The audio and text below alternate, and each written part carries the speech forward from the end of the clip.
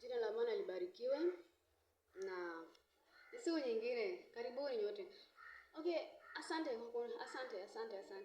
Kaeni, ketini. Nashukuru Mungu kwa siku ya leo. Hebu tusome kitabu cha Yakobo 4:1. Kila mtu afungue Biblia yake.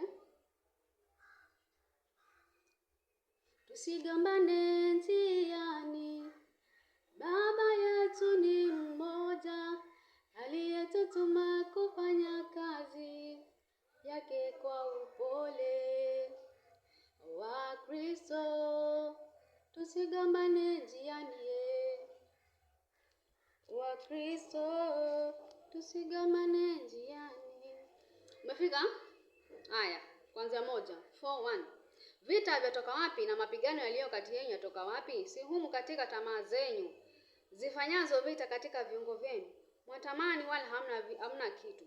Mwaua na kuona wivu wala hamwezi kupata. Mwafanya vita na kupigana wala hamna kitu, kwa kuwa hamuombi. Hata mwaomba wala hampati, kwa sababu muomba vibaya, ili mvitumie kwa tamaa zenu. There are spirit mongers. Wale watu ambao they can be among us, lakini hapa hakuna, si ndio? Watumishi wa Mungu, natumai sote ni wachungaji hapa. Huduma ziko, karama zimo ndani yetu, but the main problem, tamaa. Watamani cha mwenzio. Wewe si ni nabii, wewe si ni mtume, wewe si ni evangelist. Hata wewe ni evangelist, wewe ni evangelist. Hata walimwaneno uko ndani yako, lakini wewe ni evangelist. Sasa wakati umepewa roho ya kievangeliko, usitamani ili ya mtume. Wanaki ya mtume ina gharama. Na kama umepita hiyo gharama ukitamani, Mungu atakupa. Lakini kama hauna gharama kama yake, ile ambayo amepitia ndo apate kile, sikudanganyi, huwezi pata hiyo. So most of the people, what they are doing, they have anointing, ama wanafikiria wamefika, anaingia in the spirit, agonge yule, achukue huduma yake. That is demonic, it is not godly. Unaua mwenzako vile unadanganywa na shetani ufanye. Unapiga mwenzako ati uchukue kile kipaji. Ujui hautapawa. Ila shetani anakuna kile anafanya ndani yako. Unakuwa muuaji, unakuwa mtu wa kuvunja, na ukishapiga moja ni basi, hiyo roho inazidi kuongezeka ndani yako. Utakuwa unaona mwingine anapiga, unaona huyu anapiga, unaona huyu anapiga. Wale ambao unaishi kanisani miaka nyingi, hata usonge mbele kidogo. So what we have to do in the spirit, we have to be careful. Be careful. Fuata kile Mungu anakuambia, sikia sauti ya Mungu. Maana wachungaji mnafaa mwende na sauti ya Mungu. Tunafaa twende na sauti ya Mungu.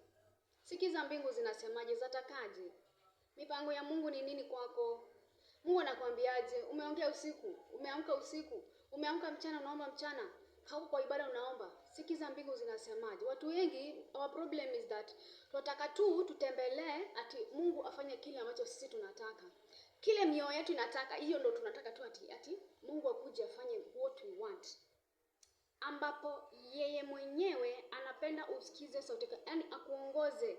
Let him be 1-2 steps in front of you. Maana he knows better than we can do.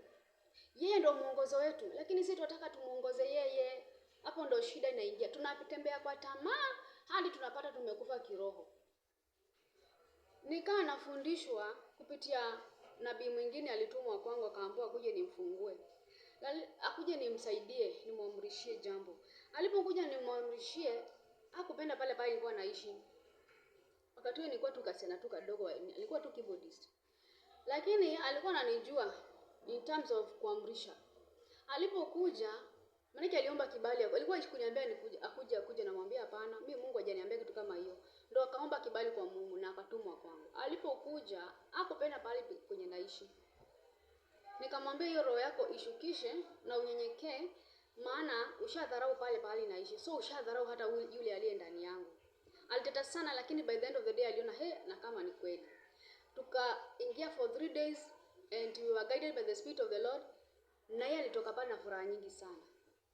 Unaweza kuwa una hiki na umepewa na Mungu na ni wake hiyo hiyo sijui utaisemaje na Kiswahili. Try to admit who you are. Your situation. Wewe ni mchungaji, wewe ni mtumishi wa Mungu. Just the way you are. Mungu atakupeleka to the next level pole pole, lakini si utamani kile cha mwenzako, utakufa. So tusimame katika hali ya kiungu, kufanya kazi ya Mungu kwa bidii, kusimama na kazi ya Mungu kwa bidii na kupenda wenzetu. Tuache kupigana. Tuache kuvunjana. Umesikia jinsi ambavyo waraka ya Yakobo inakuambia? Hata ukivipata, mwataka mvipata ili mvitumie kwa tamaa zenu. Tunavitaka tuvitumie kwa tamaa zetu. Si kwa sababu ya kazi ya Mungu. Ndio maana unaona vitu kila mahali kuna nyumba. Kila mahali watu wanaenda, ndio wengine wanaenda kujaza vijikaratasi vingine hapo vya kuzimu. Unapewa vibali vya kufanya huduma. It's happening and it is very serious. People doesn't want the real anointing. Gharama ya real anointing they don't want. Na vile walivyoanza wakianza kutoka kwa njia za Mungu, Mungu anataka kuwarudisha, manake huwa ni vita. They don't want that. Tujaribu juu chini. Mimi nilipotolewa katika nyumba wakati nilikosea, kuna wakati nilikosea nikatolewa kwa madhabahu, nikaambiwa wewe toka kwanza, tulia ukarudia na Mungu wako. And nilienda nikashuka. Nikamlilia Mungu sana. For 6 months nilikuwa ndani ya nyumba. Nilikuwa nimekosea tayari. Nilikuwa nimeamua kitu nifanye na Mungu nikakosa kufanya. Lakini nilikuwa nimekosea na nikapigwa sana. Nilikaa 6 months na hudumia kwa nyumba. Sifanyi huduma, siendi kanisani, sichezi vyombo kwa sababu tu nilikosea. Although nilikuwa nafundishwa jinsi ya kusikiza sauti ya Mungu. And nililearn, hapo ndo yule prophetessa alikuja na tukasaidiana. Ukitaka vizuri, huwezi jisaidia. Sikiza mbingu ndo usaidike. Sikiza mbingu ndo Mungu anene nawe na atembee nawe. Siku ya leo ni siku yetu ya mwisho. Jana hatukuwa, leo tumekuwa na Jumapili tutakuwa. So, tunashukuru Mungu na jinsi ambavyo tutaendelea kuongea kuhusu haya mambo. Najua tutazidi kubarikiwa. Mama mchungaji uko hapa, siwezi endelea zaidi ya hapo manake mama mchungaji uko na baba askofu wako ndani ya nyumba. So nataka tusimame tukaribishe watumishi wa Mungu. Hakuna Mungu mwingine aliyekaa